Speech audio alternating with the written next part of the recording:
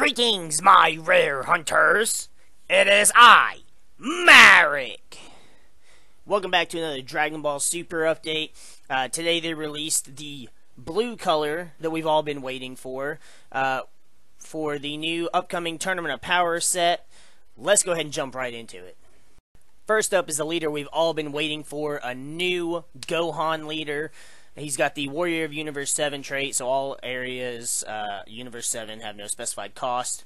His auto says, once per turn, when you combo with the Universe 7 card from your battle area during your turn, draw 2 cards. So, with him, you can actually draw 2 cards instead of 1 card off of attacking.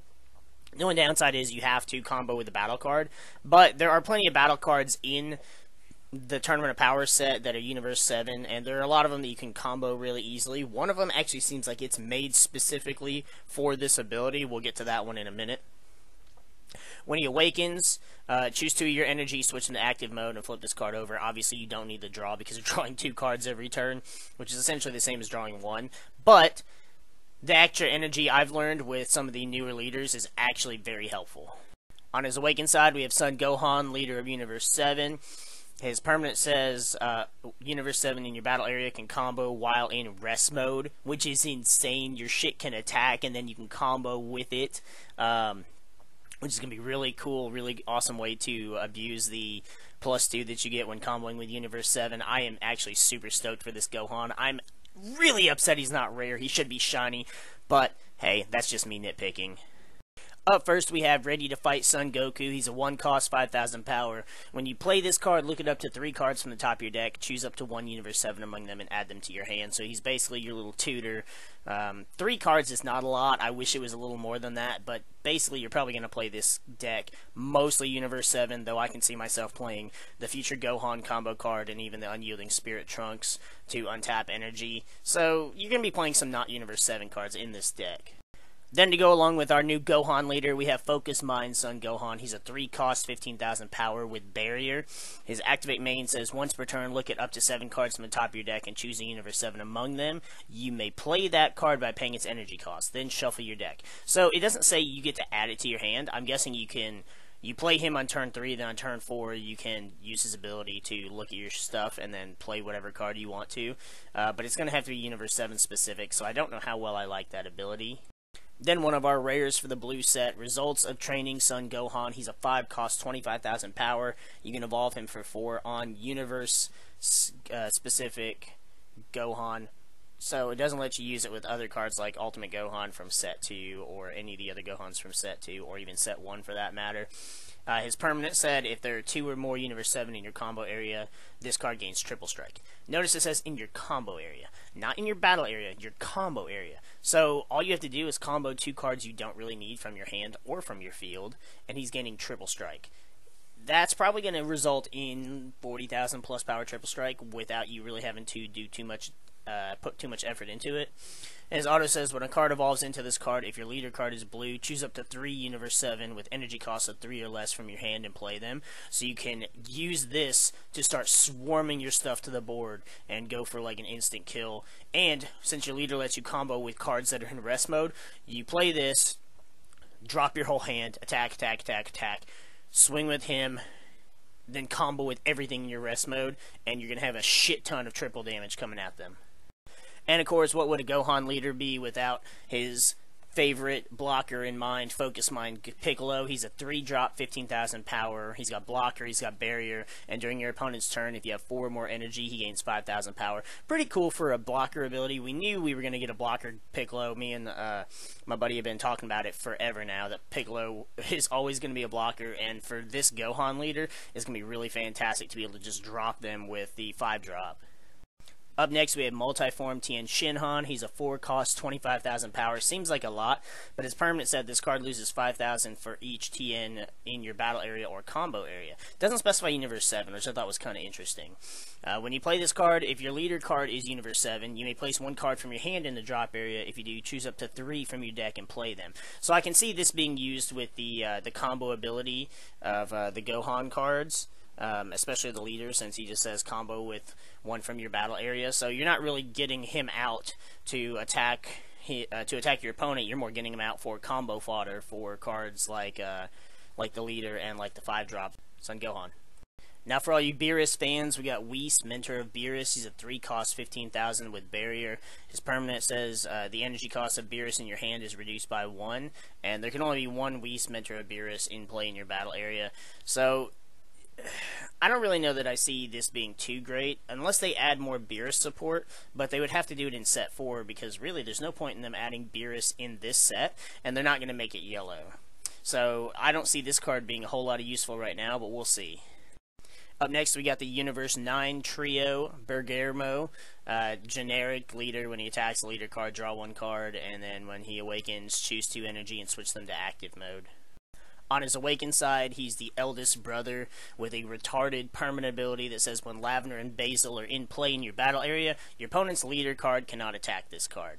Which, not too terrible, I suppose, since it only limits your leader card, but the fact that he can just go, oh, I've just got 2 of these guys out, now that's 1 less attack you can get at me, and once you have the Bergere blocker on top of that that's going to keep setting himself back to active mode from set 3, that can get pretty troublesome. Then perhaps one of the most annoying characters in the show, as well as in this set, Universe 9 Supreme Kairo. He's a 3 cost 10,000 power. When you play this card, look at up to 2 cards from the top of your deck. Choose any number Universe 9 among them and add them to your energy in rest mode. He's going to be setting up your turns to go ahead and just brush your opponent like crazy. And if you combine him with cards like Time Patrol Trunks that lets you see and manipulate the next top 2 cards on your deck, this is going to be really easy to get out those extra energy for nothing. Up next, we got Trio de Dangers Lavender. He's a 2 cost 10,000 power. When this card attacks, if another Trio de Dangers is in play in your battle area, choose up to 1 of your opponent's battle cards 4 or less and KO it. That's kind of a little busted for a 2-drop, especially since you can just drop him on turn 2, and then on turn 3 you can just drop another one, and then just start KOing just multiple cards at once, which would be really crazy. Again, Barrier is going to be a little OP against some of these cards.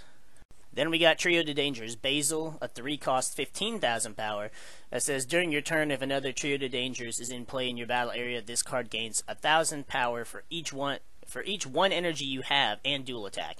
So he's only going to get stronger as the turns go by, but really not a whole lot stronger. The dual attack is nice, but unless you can give him crit or give him like double strike with like Furthering Destruction Champa, the dual attack's really not going to do a whole lot except for fill your opponent's hand, which they might actually take it. Then we've got Brothers of Terror Bergere. He's a 5 cost 20,000 with double strike. And he says when Lavender and Basil are in play in your battle area, your opponent cannot place cards in their energy area. That is stupid. So basically your opponent can't charge while you have this guy and the other 2 guys out. So kind of like with the Green Maidens, you're going to have to stop them 100% from getting all 3 of these cards on the board at one time. Destruction cards are going to be a must against this deck.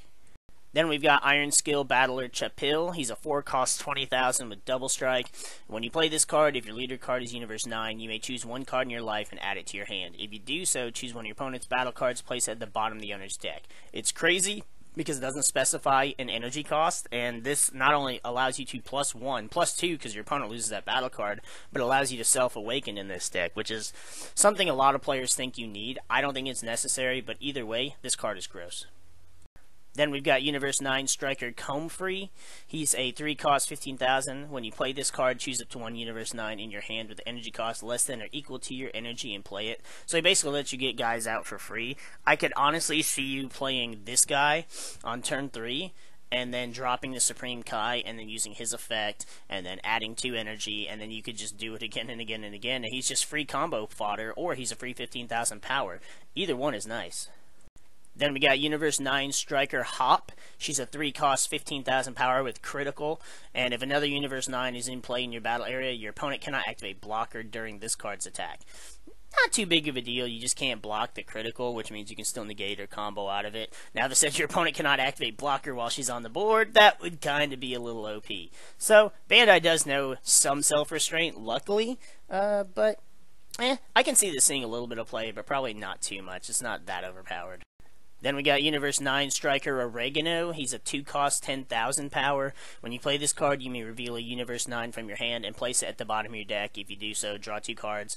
So you play him and you +1, but he does nothing else. After that, he's just a vanilla 10k. I don't see him being worth playing. If you want the +1, sure, but I see so many better things you could do with 2 energy than to play this guy. Then we got Universe 9 Striker Hyssop. He's a 2-cost 5,000 blocker. If a Universe 9 is in play in your battle area, you can play this card from your hand. So he's basically your free blocker card, like the Set 2 Videl that I'll be playing with the Gohan leader, and the Set 3 Gene for Bardock. Do I see him seeing much play?